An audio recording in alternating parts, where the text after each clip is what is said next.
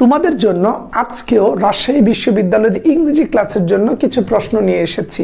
এই প্রশ্নগুলো সলভ করার মাধ্যমে তোমার আত্মবিশ্বাস বাড়বে এবং তুমি বুঝতে পারবা প্রশ্নের উত্তর কিভাবে টেকনিক্যালি করতে হয়। আমরা এই ক্লাসগুলো রেগুলার নিচ্ছি। এর আগের 6টা ক্লাস না করে থাকলে আমি তোমাকে বলবো একটু করে আসো, তাহলে তোমার বেসিক ধারণাটা আরো ক্লিয়ার হবে এবং আমাদের এই ক্লাসগুলো দেখে তুমি সিদ্ধান্ত নাও কবে নাগাদ আমাদের রাজশাহী বিশ্ববিদ্যালয়ের ব্যাচে তুমি ভর্তি হচ্ছ।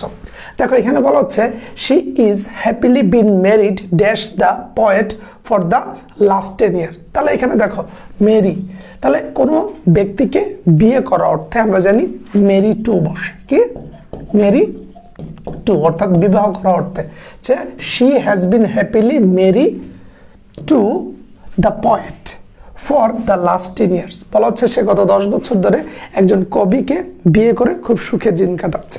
সো এই ক্ষেত্রে মেরি টু। সো আমাদের প্রশ্ন, এই কোয়েশ্চেনটা কোন জায়গা থেকে নেওয়া হয়েছে? উত্তর অ্যাপ্রোপ্রিয়েট প্রিপোজিশন। কোথা থেকে? অ্যাপ্রোপ্রিয়েট প্রিপোজিশন থেকে নেওয়া হয়েছে, তাই না? তাহলে এই যে অ্যাপ্রোপ্রিয়েট প্রিপোজিশন থেকে নেওয়া হয়েছে, তোমার কি করণীয়? বিগত বছরে আসা সকল পাবলিক বিশ্ববিদ্যালয়ের ভর্তি পরীক্ষার অ্যাপ্রোপ্রিয়েট প্রিপোজিশনগুলো মুখস্থ করে ফেলবা। তার পাশাপাশি বিভিন্ন চাকরির পরীক্ষায় আসা অ্যাপ্রোপ্রিয়েট প্রিপোজিশনগুলো মুখস্থ করবা। পরীক্ষা আসছে যেগুলো, এগুলো মুখস্থ করলেই 90% সম্ভাবনা আছে ভর্তি পরীক্ষা কমন পড়ার। বাকি 10% তুমি বইয়ের কন্টেন্ট সময় পেলে পড়ে নিও। তারপরের প্রশ্নটা দেখি। বলা হচ্ছে it was the first time that dash. তাহলে আমি এর আগেও বলেছি, যদি আমরা অতীতের দুইটা ঘটনা বোঝাই, অতীতের যদি দুইটা ঘটনা বলি, এর মধ্যে আমাদের একটা যদি পাস্ট ইনডিফিনিট হয়, একটা পাস্ট ইনডিফিনিট হলে অন্যটা পাস্ট পারফেক্ট হবে। আবার আমরা এও বলেছি দ্যাট দিয়ে যদি দুইটা ভার্ব যুক্ত থাকে, এর মধ্যে প্রথমটা যদি পাস্ট ইনডিফিনিট হয়, পরেরটা পাস্ট পারফেক্ট হবে। এখন পাস্ট পারফেক্ট টেন্সের স্ট্রাকচারটা কি? পাস্ট পারফেক্ট টেন্সের স্ট্রাকচার হচ্ছে হ্যাড প্লাস ভার্বের পাস্ট পার্টিসিপল ফর্ম। তাহলে হ্যাড প্লাস ভার্বের পাস্ট পার্টিসিপল ফর্ম কোথায় আছে? I had read. তার মানে এটা হবে উত্তর। It was the first time that I had read the book. ঠিক আছে, এইটা হবে উত্তর। জাস্ট বুঝো প্রশ্নের উত্তরগুলো কোন টেকনিকে তুমি করবা। জাস্ট 3 থেকে 4 সেকেন্ড লাগে একটা কোয়েশ্চেনের অ্যান্সার বের করতে। তারপরে দেখো বলা হচ্ছে the accident not only dash his leg but also dash his joint.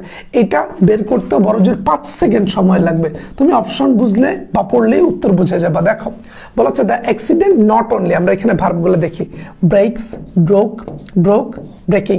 So আমরা যেটা জানি সেটা হচ্ছে দ্য অ্যাক্সিডেন্ট নট অনলি, আমাদের একটা ভার্ব লাগবে। এই সেন্টেন্সে কোনো ভার্ব নাই, তাহলে আমরা বলতে পারি দ্য অ্যাক্সিডেন্ট নট অনলি। এখানে এইটা হবে না, কারণ ব্রেকিং তো ভার্ব না, তার মানে এটা বাদ। তাহলে ব্রেকস, ব্রোক, ব্রোক, এই তিনটার একটা উত্তর হবে। সো এই ক্ষেত্রে আমরা দেখি the accident not only ব্রেকস but also dislocate. তাহলে খেয়াল করে দেখো, এই ভার্বটা যেভাবে হবে পরের ভার্বটাও সেম ভাবে হবে প্যারালিজমের নিয়ম অনুযায়ী, অর্থাৎ সেম সেম ভার্ব হবে। তো এখানে দেয়া আছে ব্রেকস, এস, এখানে এস নাই, তার মানে এটা ভুল। আমি কি বলছি বল, শুনো। দ্য অ্যাক্সিডেন্ট নট অনলির পরে যেই ভার্বটা হবে, ভার্বের যেই ফর্ম বা যেই স্ট্রাকচার হবে, বাট অলসোর পরেও ভার্বটা সেম ভাবে হবে।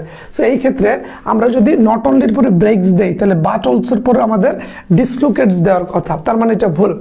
এখানে বলা হচ্ছে ব্রোক, আবার এখানে বলা হচ্ছে ডিসলোকেটেড। এটা ঠিক আছে, কারণ আমরা যদি বলি নট অনলি ব্রোক পাস্ট ফর্মে, আবার যদি বলি his leg but also dislocated, এটাও পাস্ট ফর্মে, তাইলে ঠিক আছে। আবার 3 নম্বরে বলা হচ্ছে ব্রোক, আবার এখানে দেয়া আছে আইএনজি, এটা ভুল, কারণ আমাদের দুইটা ফর্ম সেম হবে। তাহলে দেখো একেবারে তুমি যদি একবার অপশনটা পড়ো ঠান্ডা মাথায়, তাহলে এখান থেকে বুঝে যাবা যে আচ্ছা প্যারালিজমের নিয়ম অনুযায়ী দুইটা সেম সেম হবে। তাহলে এটা ব্রোক পাস্ট টেন্সে, এটা ডিসলোকেটেড পাস্ট টেন্সে, এটাই উত্তর। দেখো এগুলো কিন্তু খুব বেশি কঠিন না, মাথা ঠান্ডা রাখলে তুমি অ্যান্সারগুলো দিয়ে দিতে পারবা। তারপরে দেখো বলা হচ্ছে আই ডোন্ট মাইন্ড। তাহলে দেখো মাইন্ড, আমরা জানি মাইন্ডের পরে ভার্ব আইএনজি হয়। কি হয়? মাইন্ডের পরে ভার্ব আইএনজি হয়। এটা ডিরেক্ট স্ট্রাকচার, আমি আমার ব্যাচে অনেক পড়িয়েছি। তার মানে এখানে সঠিক উত্তর কি হবে? অ্যাকসেপ্টিং। তাহলে দেখো এটা বের করতে 2 সেকেন্ড সময় লাগবে, জাস্ট 2 সেকেন্ড। সো বিশ্ববিদ্যালয়ের ভর্তি প্রস্তুতির প্রশ্ন কিন্তু বেশি টাফ না, আর এই প্রশ্নগুলো ঢাকা বিশ্ববিদ্যালয়ে এসেছিল। তাহলে ঢাকা বিশ্ববিদ্যালয়, রাজশাহী, চট্টগ্রাম, জাহাঙ্গীরনগর, গুচ্ছ, এদের প্রশ্ন কিন্তু কঠিন হয় না, জাস্ট বুঝে অ্যান্সার করাটা তোমার জন্য গুরুত্বপূর্ণ। তারপরে দেখো বলা হচ্ছে you should not dash at a strangers that way. বলা হচ্ছে যে তোমার এইভাবে অপরিচিত ব্যক্তিদের দিকে তাকানো উচিত না। তাহলে তাকানো অর্থে এই যে এট আছে, তো আমরা জানি স্টেয়ার অ্যাট মানে হচ্ছে তাকানো, স্টেয়ার অ্যাট মানে কি তাকানো। সো বলা হচ্ছে তোমার অপরিচিত ব্যক্তির দিকে এইভাবে তাকানো উচিত না। গ্লান্স অ্যাট মানেও চোখ বুলানো, অর্থাৎ এক চলক দেখা। তারপর অবজারভার আছে, সি আছে, তো এই দুইটার মধ্যে একটা হবে। সো এই ক্ষেত্রে স্টেয়ার হেডটাই হবে। আমরা বলবো কি যে ইউ শুড নট, তোমার উচিত না স্টেয়ার হেড তাকিয়ে থাকা স্ট্রেঞ্জার্স দ্যাট ওয়ে। এটা পারতে হলে তোমাকে ভোকাবুলারি জানতে হবে, অর্থাৎ তোমাকে এখানে জানতে হবে যে স্টেয়ার অর্থাৎ এই যে তাকিয়ে থাকা এক দৃষ্টিতে, এটার অর্থ তুমি জানো কিনা। অন্যদিকে স্টেয়ার অ্যাট এই অ্যাপ্রোপ্রিয়েট প্রিপোজিশনটা তুমি জানো কিনা, এটা কিন্তু একটা অ্যাপ্রোপ্রিয়েট প্রিপোজিশন। তাহলে দেখো ভর্তি পরীক্ষায় প্রশ্ন আসে কোন জায়গা থেকে, আমি তোমাকে সেই জিনিসগুলো দেখিয়ে দিচ্ছি। তাহলে এর বাইরে তো বস প্রশ্ন আসবে না, প্রশ্ন এর বাইরে আসবে না, এগুলাই আসতেছে। তো এই প্রশ্নের উত্তর করার টেকনিকটা আমি দেখিয়ে দিচ্ছি যে কোন দুইটা সিস্টেমে তুমি বুঝবা। সো আমাদের রাজশাহী বিশ্ববিদ্যালয়ের ব্যাচে ভর্তি হলে আমরা কিন্তু সকল জিনিস তোমাকে এভাবে ধরে ধরে শেষ করে দেব, যাতে তোমার ভর্তি প্রস্তুতিটা সহজ হয়।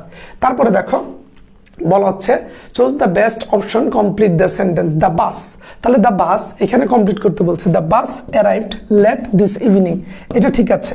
The bus arrived this evening late, না লেটটা আমার মধ্যে বসবে, লাস্টে না। ওয়াজ অ্যারাইভড হবে না, কারণ এখানে আমি যদি ওয়াজ অ্যারাইভড দেই তাহলে এটাকে পেসিভে নিয়ে যাচ্ছি। এখানে হ্যাজ অ্যারাইভড আবার লেট লাস্টে দিয়েছে, তাহলে এটা হবে না। তাহলে এটাই আমাদের সঠিক উত্তর, যে দ্য বাস অ্যারাইভড লেট, বাসটা দেরিতে পৌঁছেছিল দিস ইভিনিং, আর এই সন্ধ্যায়, ঠিক আছে। তাহলে এটা একটা চুজ দ্য কারেক্ট আনসার, অর্থাৎ তোমাকে একটা কমপ্লিটিং সেন্টেন্স দিয়েছে। That will maintain the according or that will maintain the verb, অর্থাৎ যেটা ভার্বকে মেনটেন করবে, or it will seat according to the verb, এটা ভার্ব অনুযায়ী বা সেন্টেন্স অনুযায়ী বসবে।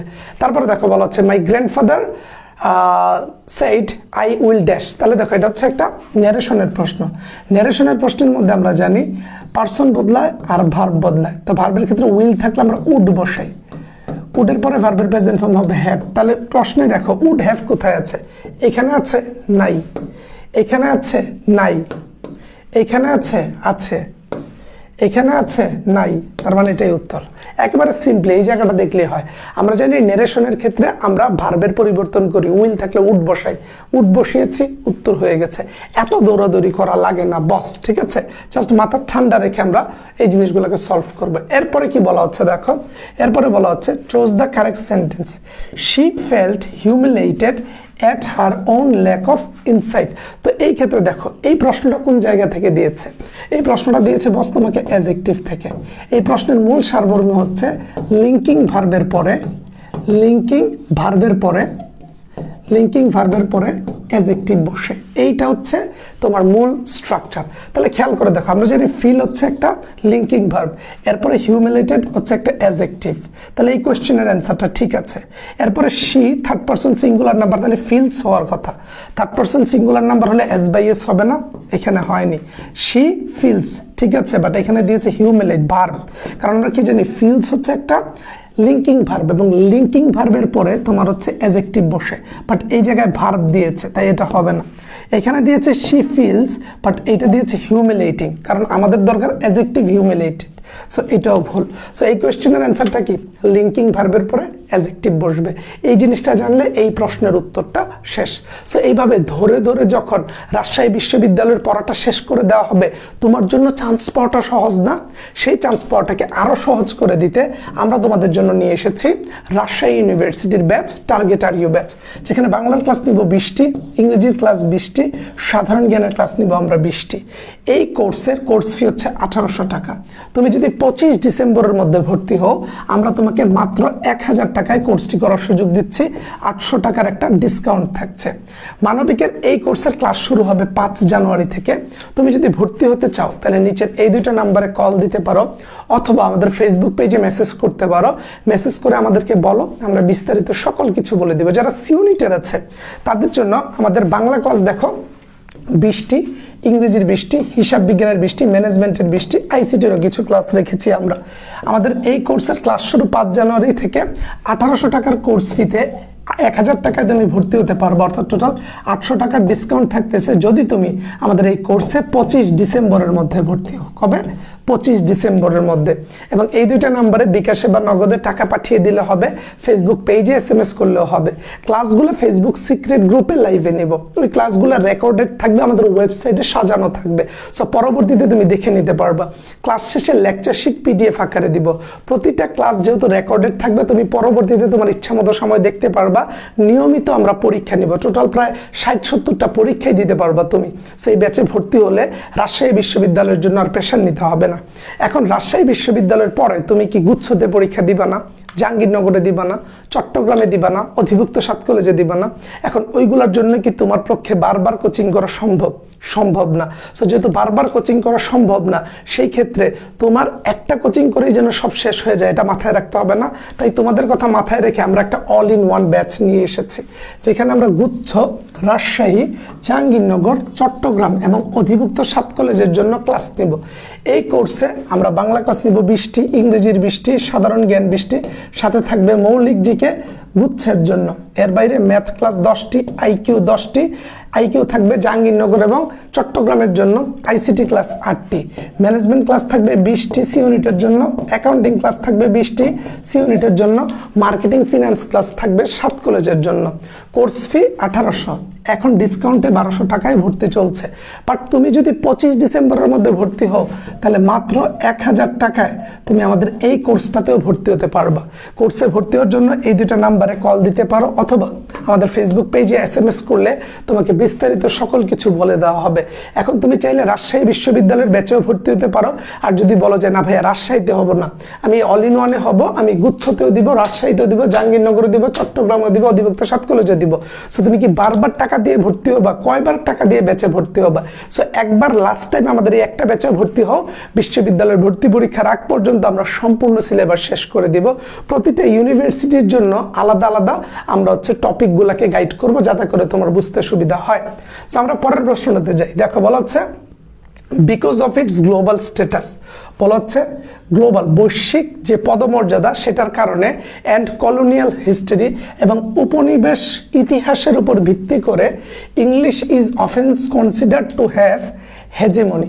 বলা হচ্ছে যে বিকজ অফ গ্লোবাল স্ট্যাটাস, অর্থাৎ বৈশ্বিক যে পদমর্যাদা, পাওয়ার যে হিসাবটা, এবং কলোনিয়াল হিস্টরি, আমাদেরকে যে শাসন করেছিল, উপনিবেশ শাসনের যে ইতিহাস, সেটা ইংলিশ ইজ অফেন কনসিডার, মানে ওইটার ভিত্তিতে ইংলিশ ইজ অফেন কনসিডার, ইংরেজদের ধরা হয় টু হ্যাভ হেজিমনি, তাদের অনেক কর্তৃত্ব ছিল, তাদের অনেক পাওয়ার ছিল। সো কর্তৃত্ব অর্থে বলা হচ্ছে হেজিমনি। মনোপলি ছিল এমনটা না, স্যাংটিমনি ছিল এরকমও না, তারপর হচ্ছে ইকুয়ানিমিটি ছিল এমনটা না। তো তাদের একটা কর্তৃত্ব ছিল, প্রভাব ছিল, একটা আধিপত্য ছিল। আমরা বলতে পারি যে তাদের একটা আধিপত্য ছিল। তাহলে এই প্রশ্নের উত্তরটা করতে গেলে তোমাকে টোটালি ভোকাবুলারি জানতে হবে। তাহলে ঢাকা বিশ্ববিদ্যালয় বলো, রাজশাহী বলো, চট্টগ্রাম বলো, জগন্নাথ বলো, গুচ্ছ বলো, জাহাঙ্গীরনগর বলো, তুমি কিন্তু বস ভোকাবুলারি ছাড়া কোনো জায়গায় সার্ভাইভ করতে পারবে না, ঠিক আছে? তারপরে দেখো which of the following users of the preposition but, বলা হচ্ছে কোন জায়গায় প্রিপোজিশন বাট বসেছে। তুমি সাধারণভাবে চিন্তা করে দেখো, বাট প্রিপোজিশন হিসেবে কখন বসে জানো? যখন বাটের পরে নাউন বা প্রনাউন বসে। দেখো যখন বাট দুইটা বাক্যকে জোড়া লাগায়, বাট যখন দুইটা ক্লজকে জোড়া লাগায়, তখন সেটা কনজাংশন। আর বাট যখন নাউন বা প্রনাউনকে যুক্ত করে, তখন হচ্ছে সেটা প্রিপোজিশন। ভালো করে বুঝো, বাট যখন দুইটা বাক্যকে জোড়া লাগায়, যেমন তুমি বললা I am weak but I have done it. তুমি বললা যে আমি খুবই দুর্বল, বা আমি দুর্বল কিন্তু আমি এটা করেছি, দুর্বল হওয়া সত্ত্বেও করেছি। তাহলে দেখো এখানে বাট দিয়ে আমরা দুইটা ক্লজ বা দুইটা বাক্যকে জোড়া লাগাচ্ছি, তখন এটা কনজাংশন, কারণ এখানে বাট দিয়ে দুইটা বাক্যকে জোড়া লাগাচ্ছি। আর বাট দিয়ে যখন নাউন বা প্রনাউনকে জোড়া লাগানো হয়, তখন সেটা প্রিপোজিশন। তাহলে দেখি বাট দিয়ে কোথায় নাউন বা প্রনাউনকে লাগানো হচ্ছে।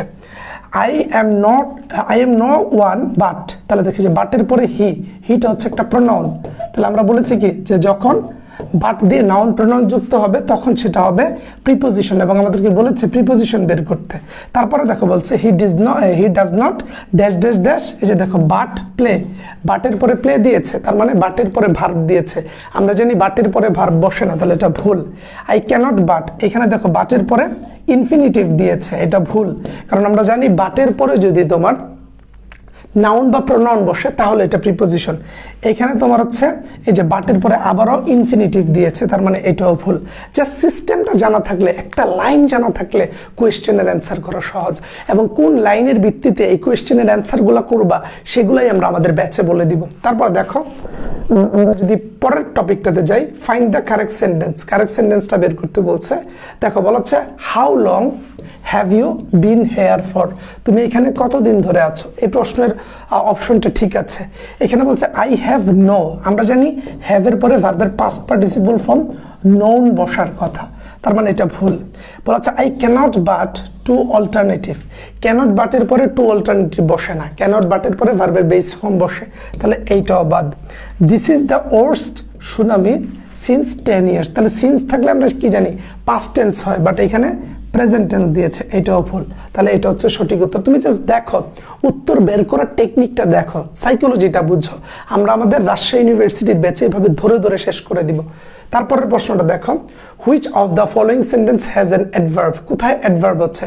I was delighted to C them happy, he told that he was going on a tour, I love slow paced music and they lived happily। এই যে হ্যাপিলি, হ্যাপিলিটা হচ্ছে তোমার একটা অ্যাডভার্ব। দেখো বলা হচ্ছে যে এখানে কোন জায়গায় অ্যাডভার্ব আছে, এই ওয়ার্ডটাতে অ্যাডভার্ব আছে, কারণ এখানে লিভ ভার্বটাকে হ্যাপিলি ভার্বটা তোমার হচ্ছে মডিফাই করছে। তুমি যদি হাউ দিয়ে কোয়েশ্চেন করো যে তারা কিভাবে বসবাস করছে, উত্তর হবে হ্যাপিলি, এবং আমরা জানি অ্যাডভার্ব সাধারণত এলওয়াই যুক্ত হয়ে বসে।